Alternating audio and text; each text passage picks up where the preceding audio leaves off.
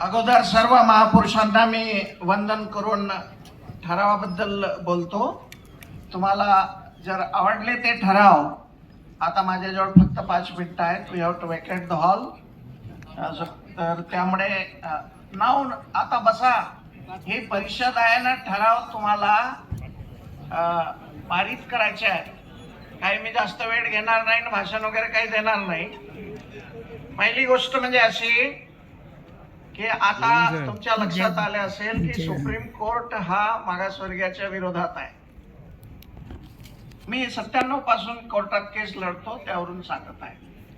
तर हे ठराव आम्ही असे ड्राफ्ट केलेले आहेत की it is the people of India who will decide how supreme court should behave, not the supreme court. हे लक्षात ठेवा.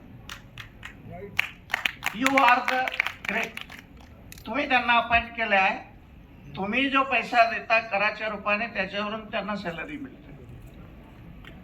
तर त्यामुळे घाबरायचं काही कारण नाही आहे. फक्त लढाईला डायरेक्शन आणि परिमाण आणि दिशा द्यायच्या. तर मी ठराव वाचतो जे इम्पॉर्टंट आहेत, बाकीचे नंतर बोलू. ठराव क्रमांक 1, अनुसूचित जातीतील आरक्षणात उपवर्गीकरण. भारतीय संविधानाच्या अनुच्छेद 14, 15, 16, 17, 19, 21, 341, 365 प्रमाणे भारतीय संविधानाच्या मूलभूत संरचनाच्या विरोधात आहे, म्हणजे उपवर्गीकरण विरोधात आहे.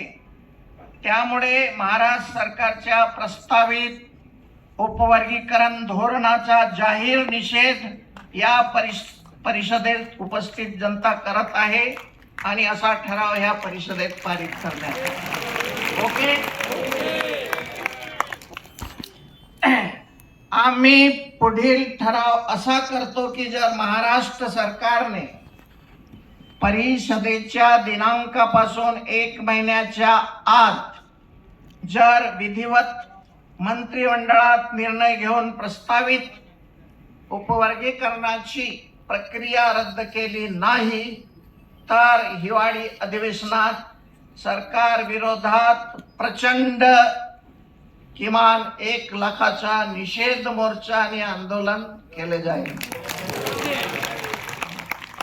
सध्याच्या परिस्थितीत अनुसूचित जातीची महाराष्ट्रातील एकूण जनसंख्या 13.5% वरून 20% पर्यंत गेलेली आहे. हे आकडेवारी मी सुप्रीम कोर्टाची सांगत आहे. त्या दिवशी मी तिथं उपस्थित होतो सुप्रीम कोर्टात. त्यामुळे जनगणनेनुसार अनुसूचित जातीच्या आरक्षणात 20% पर्यंत वाढ करण्यात यावी.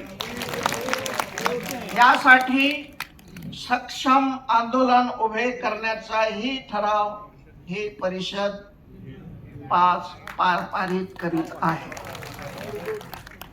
देशात आणि महाराष्ट्रात अनेक सरकारी संस्थांचे खाजगीकरण करण्यात आले आहे आणि त्यामुळे त्या संस्थांमधील आरक्षण समाप्त होत आहे. सरकारी नोकऱ्यामध्ये जवळपास 92% घट झालेली आहे. त्यामुळे ही परिषद येणाऱ्या काळात केंद्रात आणि राज्यात अस्तित्वात असलेल्या खाजगी संस्थांमध्ये सुद्धा प्रवर्गनीय आरक्षणाचे धोरण राबविले जावे, याकरता प्रखर आंदोलन उभे करण्यासाठी ही परिषद ठराव पारित करीत आहे. भारतीय संविधानात SC, ST, OBCच्या आरक्षणात क्रीमी लेअरचं प्रावधान नाही. आणि कालच तुम्ही बघितलं असेल, केंद्र शासनानं ठराव दिलेला आपला की we are not interested in creamy layer. पण केव्हा काय सांगतील काही खरं नाही. जर भूषण गवई साहेब भेटले त्यांना तर तेही करून मोकळे होतील. अरे मी भोगलेला आहे, तुम्ही हसता कसं आहे? दीक्षाभूमीला आमचे मित्र उभे बसले आहेत तिथं आणि सगळे इंटेलेक्च्युअल शेड्यूल कास्टचे, म्हणजे बौद्धांचे. त्यांच्या समोर मी गवई साहेबांसमोर हात जोडून भावतो की sir, you defeat us. You are chief justice of India. I request you defeat us. हरवा आम्हाला, बट प्लीज डिक्लेअर रिझल्ट. नाही ऐकलं. आपलेच दाद आपलेच होत. काय करणार? फक्त आर्थिक दुर्बलतेच्या आधारावर पहिलेपासून ज्यांचे प्रतिनिधित्व त्यांच्या संख्येपेक्षा 10 पटीने जास्त आहे, अशा सवर्ण EWS चे आरक्षण या सवर्ण समाजाला देणे संविधानाच्या आरक्षणाच्या प्रावधानाला पूर्णपणे ध्वस्त करण्याचे काम करत आहे आणि संविधानाच्या विपरीत शोषक वर्गाला जास्तीचे प्रतिनिधित्व प्रदान करत असल्यामुळे EWS चे आरक्षण हे घटनाविरोधी आहे असा ठराव ही परिषद पारित करीत आहे. Economically weaker section is a very loosely drafted judgment by honourable supreme court of India. That everyone you should know. भारतीय न्याय व्यवस्थेत आरक्षणाची व्यवस्था नसल्याने 15% जनसंख्या असलेल्या समूहाकडे 90% प्रतिनिधित्व आहे. त्यातही उच्चवर्णीयच्या टक्केवारी जास्त आहे आणि त्यांना 90% प्रतिनिधित्व आहे आणि SC ST OBC यांच्याकडे नगण्य प्रतिनिधित्व आहे. त्यामुळे न्याय व्यवस्थेत जनसंख्येनुसार प्रत्येक प्रवर्गाचे प्रतिनिधित्व सुनिश्चित करण्यासाठी आंदोलनाची सुरुवात करण्याचा ही परिषद ठराव पारित करीत आहे. मलेशियामध्ये जेव्हा मलेशियन सरकारने आरक्षण दिलं होतं त्यावेळेस सुप्रीम कोर्टाला त्यात मलेशियाच्या शासकांनी वॉर्निंग दिली होती की यू सुप्रीम कोर्ट जज you should not interfere and disrupt आरक्षण पॉलिसी. ही वॉर्निंग होती मलेशियाची. तर त्या आधारे जजेस should not interfere and miss interpret reservation policy. मलेशियाच्या न्यायाधीशांनी देशातील आरक्षण धोरणात लुटबुट करू नये, ढवळाढवळ करू नये असे मलेशियन सरकारने जेव्हा तेथील भूमिपुत्रांना आरक्षण दिले तेव्हा मलेशियाच्या सर्वोच्च न्यायालयाने निक्षून सांगितले, सर्वोच्च न्यायालयास निक्षून सांगितले गेले की तुम्ही ढवळाढवळ करायची नाही. अशी वॉर्निंग सुप्रीम कोर्टाला द्यायची वेळ आलेली आहे आणि त्याबद्दलची आवश्यक कारवाई या परिषदेने करावी असा ठराव पारित करण्यात येत आहे. शिक्षणाचे खाजगीकरण व त्यातून नफा मिळविणे. Not only privatisation, profit oriented. Syllabus कोण डिसाईड करणार हे माहिती नाही. शिक्षण व्यवस्थेत महिलांचे काय स्थान राहणार ते माहिती नाही. 6% GDP द्यायचे दिलेले आहेत 2%.